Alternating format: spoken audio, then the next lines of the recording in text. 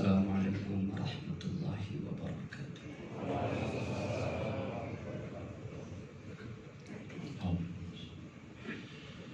Allahu Akbar, Allahu Akbar. Allahu Akbar, Allahu Akbar.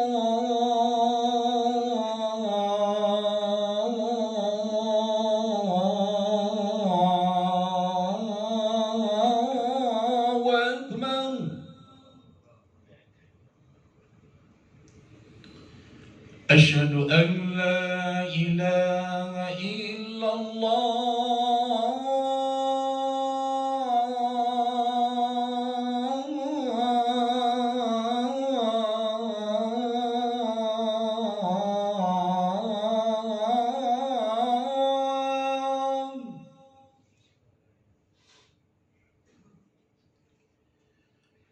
أشهد أن لا إله إلا الله.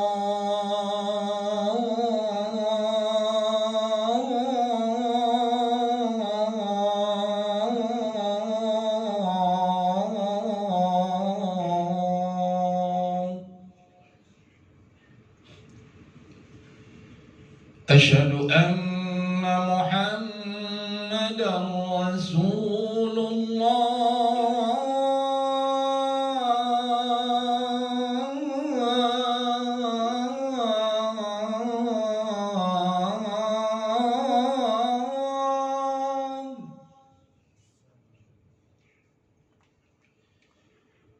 أشهد أن محمدا رسول الله.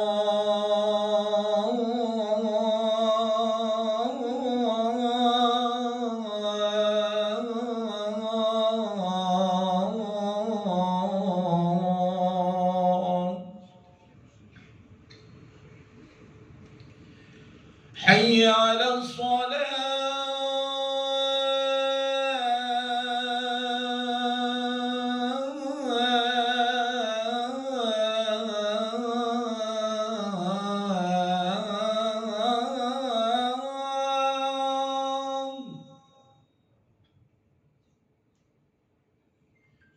حي على الصلاة.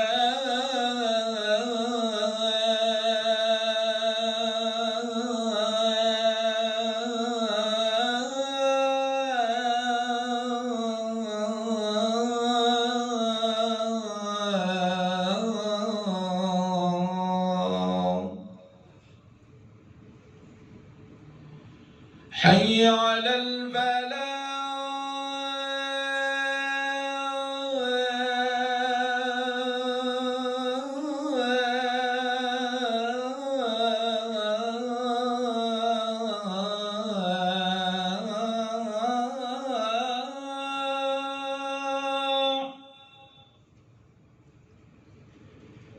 حي على الفلاح.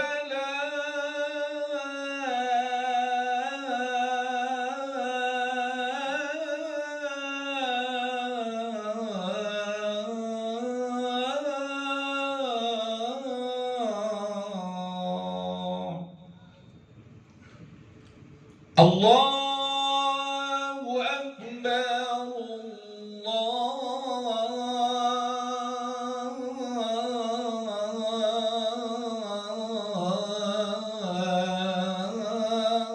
الله أكبر. لا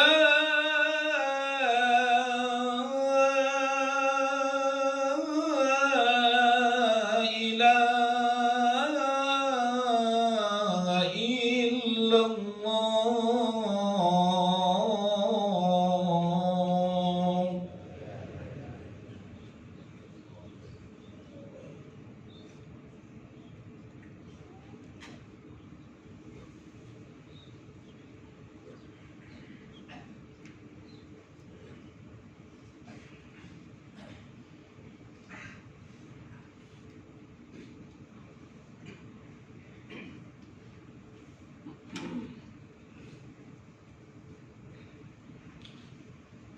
الحمد لله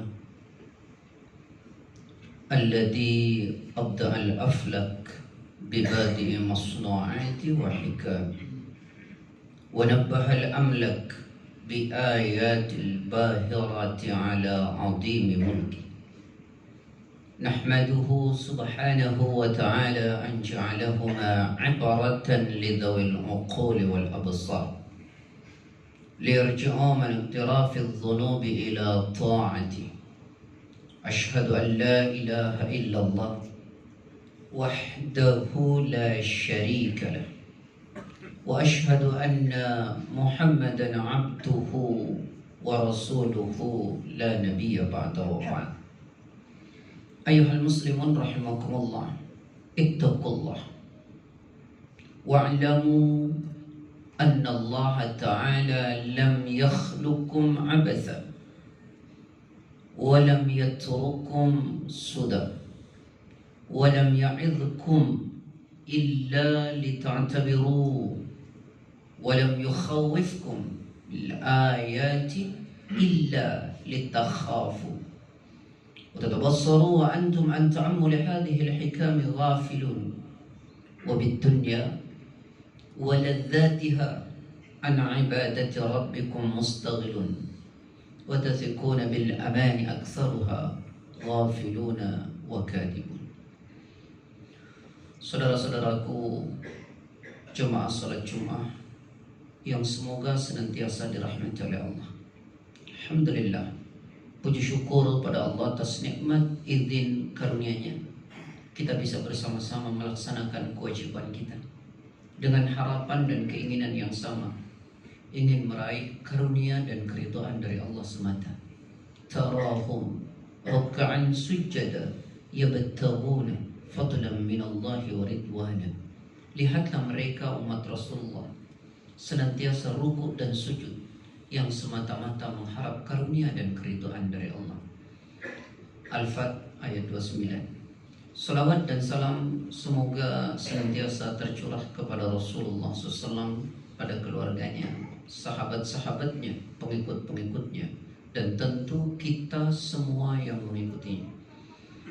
Saudara-saudaraku yang saya cintai karena Allah, pada kesempatan khutbah singkat ini saya ingin menyampaikan atharul aqidah fi bina'i syakhsiyah.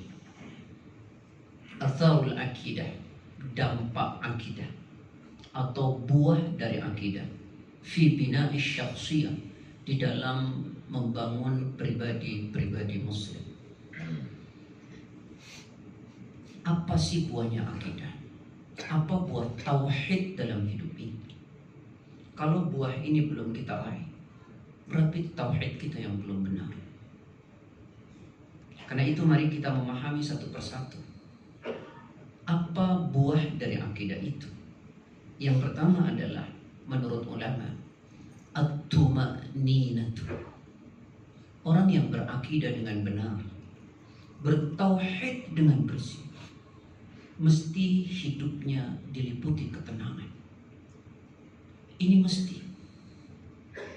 Allah Ta'ala berfirman di dalam Al-Quran pada surat Ar-Ra'd 13 ayat ke-28. Alladzina amanu wa tatma'innu qulubuhum bidzikrillah. Ala bidzikrillahi tatma'innul qulub. Orang-orang yang beriman hatinya tenang, tentram. Dengan apa? Dengan mengingat Allah. Dengan mengingat Allah, ketentraman itu bisa diraih.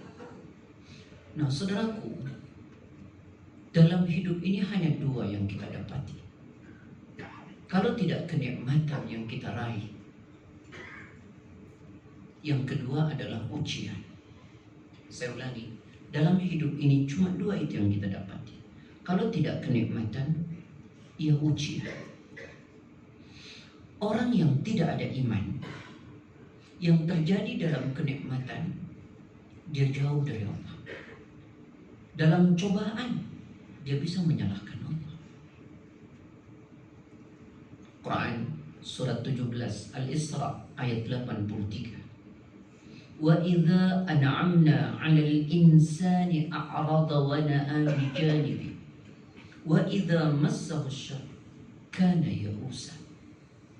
Dan apabila kami anugerahkan kenikmatan-kenikmatan kepada manusia, harta, sehat, keluarga yang baik, anak-anak yang baik, a'rada, berpaling, wa na'a bijanibi, dan menjauh dengan sombong. Wa idza massahu syarr, dan apabila kami timpakan kepada manusia kejelekan, sakit, kurang harta, anak kurang baik, ya usah, putus asa. Dalam kenikmatan tidak ada kebaikan baginya, dalam kesulitan pun tidak ada kebaikan baginya. Kenapa itu terjadi? Karena iman yang tak kokoh dalam dirinya, akidah yang tidak beres, atau yang kedua lebih baik dari itu. Diterangkan dalam Quran pada surat 41 Fusilat ayat 51. Wa idza an'amna 'alal insani a'rada wa na'a bi janibi wa idza massahu syarr fadhu du'ain arid. Dan apabila kami berikan kepada manusia kenikmatan, senang dan seterusnya, berpaling dan menjauh dengan sombong. Dan apabila diberi oleh Allah kesulitan, keburukan, dia baru kemudian datang kepada Allah berdoa panjang sekali. Coba kita renungkan, tak malukah kita kepada Allah? Dalam bahagia kita lari dari Allah, dalam susah baru kita mencari Allah. Kenapa itu terjadi? Iman kita tipis. Lalu yang benar seperti apa? Maka tadi dikatakan buah iman yang benar akan melahirkan orang-orang yang tenang, orang-orang yang bahagia, penuh dengan ketentraman. Coba renungkan bagaimana Rasulullah SAW menjelaskan kepada kita hadis dari Abi Yahya Suhaib bin Sinan radhiyallahu anhu qala Rasulullah SAW, ajaban li amril mu'min, inna amrahu kullahu lahu khair, wa laysa dhalika li ahadin illa lil mu'min, in asabathu sarra syakara fakana khairan, wa in asabathu dharra sabara fakana khairan. Kata Rasulullah, sungguh mengagumkan urusan orang beriman itu. Oleh karena setiap urusan yang terjadi pada dirinya, menimpa dirinya, selalu dianggap baik. Tidak ada yang tidak baik menurut orang beriman, apapun itu yang terjadi. Kenapa, saudara? Karena Allah tidak mungkin zalim kepada kita. Inna Allah la yadhlimun nasa syai'an walakinna an-nasa anfusahum yadhlimun. Quran surat 10 ayat 44. Sungguh Allah tidak pernah zalim kepada manusia sedikit pun, tapi manusia itu yang zalim terhadap dirinya sendiri. Kembali kepada hadis tadi, sungguh mengagumkan urusan orang beriman, karena setiap urusannya selalu dianggap baik. Selalu dianggap baik. Walaysa dzalika li ahadin illa lil mu'min. Yang demikian itu tidak mungkin ada kepada seorang pun kecuali orang-orang yang memiliki keimanan dengan benar, tauhid yang benar, akidah yang benar. Baru kemudian dia menganggap seluruhnya baik. Jika dia diberikan kenikmatan oleh Allah, dia bersyukur kepada Allah, dia mendekat kepada Allah, dia gunakan segala kenikmatan itu di jalannya dalam rangka meraih keridhaan. Dan kalau dia ditimpa kesulitan, dia sabar. Dia tidak menyalahkan siapapun. Dia tahu apa yang Allah tentukan itu baik. Dia berpikir terus positif kepada Allah. Asa an takrahu syai'an wa huwa khairul lakum, wa asa an tuhibbu syai'an wa huwa syarrul lakum, wallahu ya'lamu wa antum la ta'lamun. Quran Al-Baqarah 216. Saudaraku, kadang kita menganggap sesuatu itu tidak baik. Boleh jadi itu yang terbaik menurut Allah buat kita. Dan kadang kita menganggap sesuatu itu terbaik. Boleh jadi itu tidak baik menurut Allah buat kita. Karena yang paling tahu terbaik buat kita bukan kita, tapi Allah. Saya ulangi, yang paling terbaik buat kita tahu bukan kita, tapi Allah. Coba renungkan. Syekhul Islam Imam Ibn Taimiyah rahimahullah, beliau berkata, musibatun tuqbilu biha ala Allah khairun laka min ni'matin tunsika dzikra. Musibah yang menimpa kita, yang membuat kita dekat dengan Allah, mengingat Allah, itu jauh lebih baik bagimu. Khairun laka min ni'matin tunsika dzikrallah. Itu jauh lebih baik daripada nikmat yang kita terima tapi membuat kita lupa dan jauh dari Allah. Pernahkah kita berpikir, kadang-kadang justru musibah itu yang membuat kita bisa menangis kepada Allah, yang membuat kita betah di malam hari, meneteskan air mata kita. Bukankah itu kenikmatan, saudaraku? Dan bukankah kita juga tahu, di saat tak pernah ada cobaan kepada kita, kadang membuat kita angkuh, sombong, merasa hebat, dan hati kita keras. Itulah yang disampaikan oleh Imam Ibn Qayyim Al-Jauzi. Laula mihanud dunya la asabal abdu min adwa'il kibri wal ujbi wal far'anati wa qaswatil qalb. Kalaulah bukan karena musibah, ujian, cobaan yang terjadi di muka bumi ini, niscaya seorang hamba akan ditimpa penyakit sombong, ujub, dolim, dan hatinya keras. Kelembutan, kerendahan hati muncul kadang dari cobaan yang kita berat menerima. Tapi juga harus percaya, di saat kita diberi musibah berat, cobaan besar, Nabi ingatkan kita, man azamat musibatuhu falyadhkur musibati fa innaha satahwan. Jika engkau merasa berat betul beban cobaan yang menimpa dirimu, kata Nabi, falyadhkur musibati, maka ingatlah engkau dengan musibah yang terjadi pada diriku, kata Nabi, maka engkau akan merasa ringan musibah yang menimpa dirimu. Saudaraku, kembali, iman yang membawa kita terus tenang dalam nikmat maupun dalam cobaan. Tanpa iman takkan pernah kita dapati.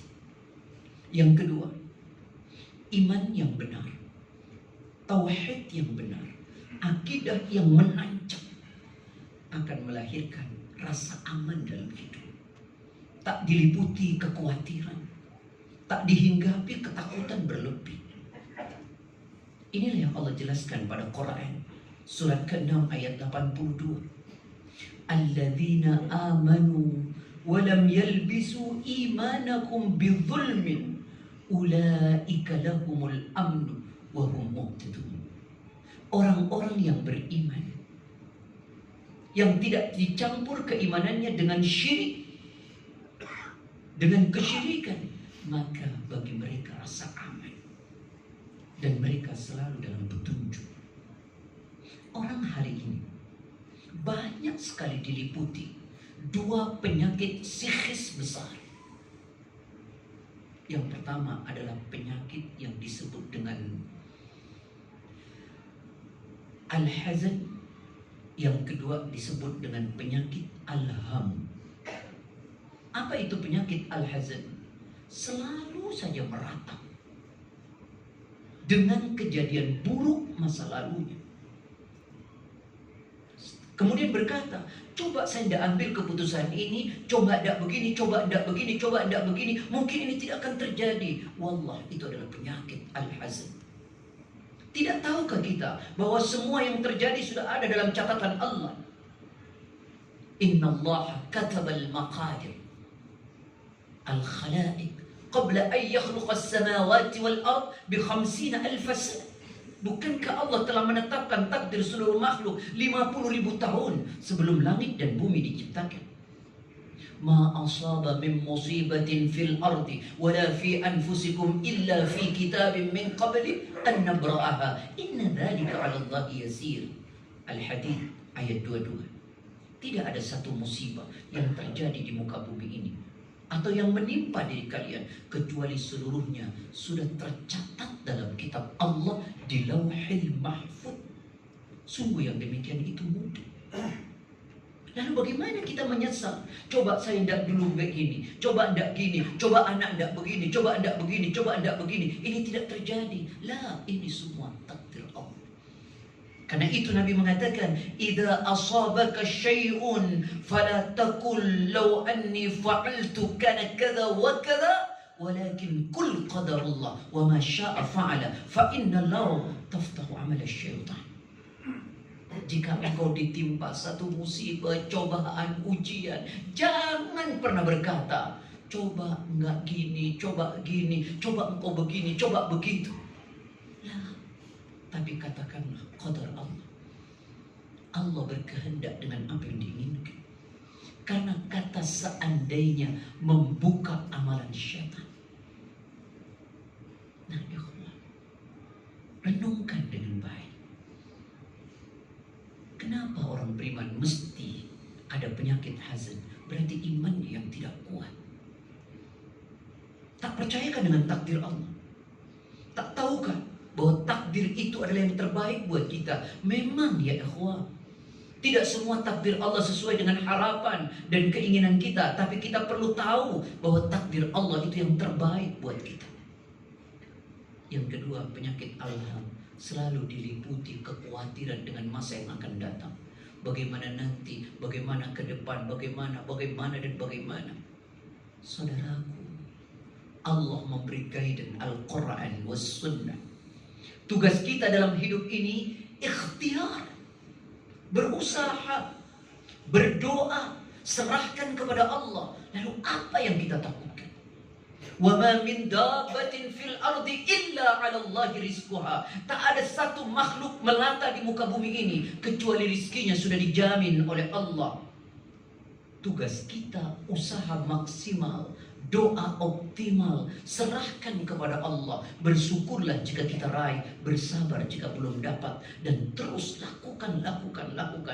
Tak ada usaha yang tidak dihargai oleh Allah kecuali kita malas. Akidah yang membentuk kita memiliki rasa aman. Akidah yang membuat kita tak pernah menyesal dengan kejadian masa lalu. Kejadian masa lalu adalah takdir Allah, cukup untuk jadi pelajaran kita di masa yang akan datang. Buah dari iman itu banyak. Dua anak sampaikan, melahirkan ketenangan dan rasa aman. Terakhir, orang bertakwa itu hidupnya mesti konsisten, tidak akan gampang terpengaruh. Dia punya sikap kebenaran agama, tidak mungkin gampang terpengaruh dalam hidup ini. Innal ladzina qalu rabbuna Allah tsumma istaqamu. Orang-orang yang mengatakan Allah Rabb kami, kemudian dia meneguhkan pendiriannya, digambarkan dalam Quran surat 48 ayat 29 seperti pohon yang mengeluarkan tunasnya, berdiri tegak di atas batangnya, konsisten. Tidak seperti orang munafik, laksana kayu yang tersandar, tidak punya sikap. Kalau ini belum ada dan menancap pada diri kita, mari perbaiki iman kita. Kuatkan iman kita, belajar lagi akidah yang benar, belajar lagi tauhid yang benar. Kalau ini belum menancap pada diri kita, berarti buahnya belum ada, tanaman akidahnya yang belum tertanam dengan baik. Semoga khutbah singkat ini bermanfaat. Seluruh kebenaran dari Allah. A'udzu billahi minasyaitonir rajim. Wal 'ashr innal insana lafi khusr إلا الذين آمنوا وعملوا الصالحات وتواصوا بالحق وتواصوا بالصبر بارك الله لكم في القرآن العظيم ونفعني وإياكم بالآيات وذكر الحكيم إنه تعالى جواد كريم ورؤوف رحيم.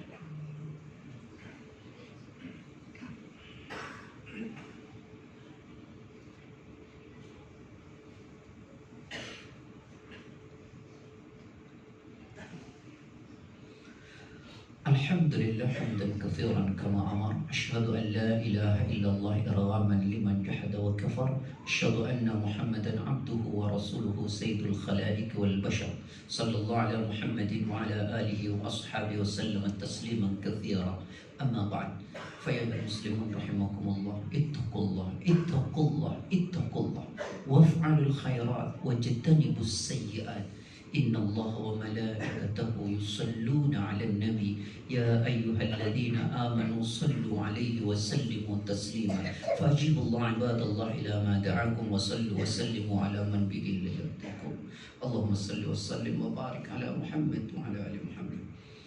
اللهم اغفر للمؤمنين والمؤمنات والمسلمين والمسلمات الأحياء منهم والأموات إنك سميع قريب مجيب الدعوات يا قاضي الحاج. اللهم إنا نسألك الهدى والتقى والعفاف والغنى.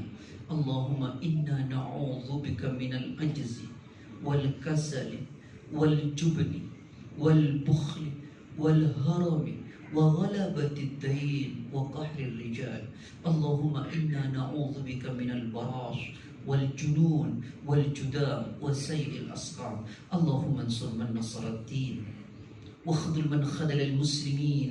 اللهم ادفع عنا البلاء والوباء والفحشاء والغلا والمنكر والبغي وجميع الأمراض وموت الفجأة ما لا يدفع غيره. ربنا آتنا في الدنيا حسنة وفي الآخرة حسنة وقنا عذاب النار. عباد الله إن الله يأمركم بالعدل والإحسان وإيتاء ذي القربى وينهى عن الفحشاء والمنكر فاذكروا الله يذكركم واشكروه على ذكر الله أكبر. صلى